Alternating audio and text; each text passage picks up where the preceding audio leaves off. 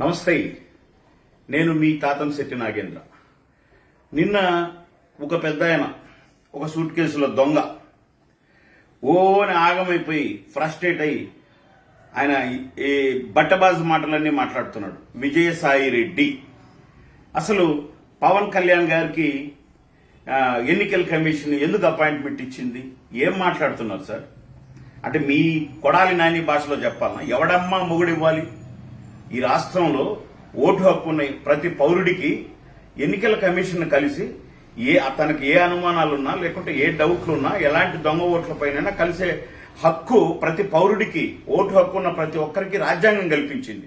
ఎన్నికల కమిషన్ యొక్క నామ్స్ ప్రకారమే కలెక్టర్లు, జాయింట్ కలెక్టర్లు, ఆర్డీఓలు, ఎంఆర్ఓలు ఇట్లా చివరిగా పనిచేస్తారు.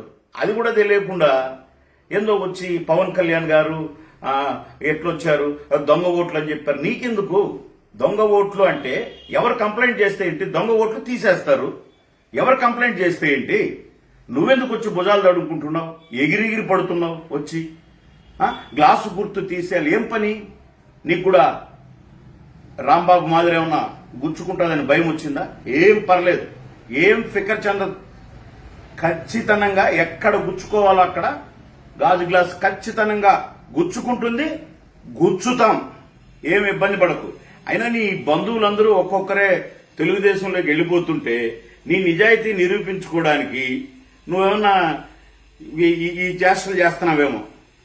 కానీ జగన్మోహన్ రెడ్డి గారికి తెలుసు, నువ్వు ఎగిరెగిరి దంచినా అదే కూలి, ఎగరకుండా దంచినా అదే కూలి.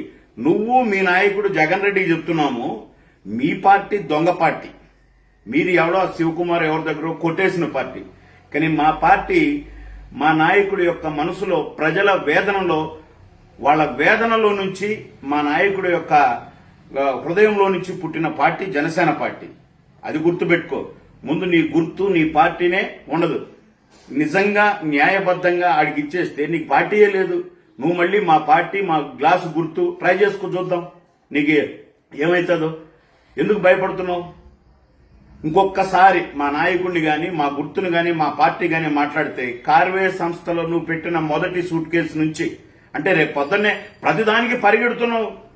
అంటే సూట్ కేసులు దొంగ అంటే నువ్వే వస్తావు, దొంగ ఓట్లు, బోగస్ ఓట్లు ఉన్నాయంటే నువ్వే వస్తావు. రేపు పొద్దున్నే బెయిల్ క్యాన్సిల్ అన్నా తట్టా బుట్టా సారి సూట్ కేసు సర్దుకొని ఎక్కడికి రావాలో అక్కడికి వచ్చేది కూడా నువ్వే. ఎక్కడికి వెళ్లాలో అక్కడికి పంపుతారు. ఏమి ఇబ్బంది లేదు. ప్రజలు వెయిట్ చేస్తున్నారు. ఖచ్చితంగా నీ శేష జీవితం అంతా అక్కడే గడపాలి. ఇంకొకసారి మాట మాట్లాడితే 100 ఆన్సర్లు ఇస్తాం. జై జనసేన. పవన్ కళ్యాణ్ గారి నాయకత్వం వర్ధిల్లాలి.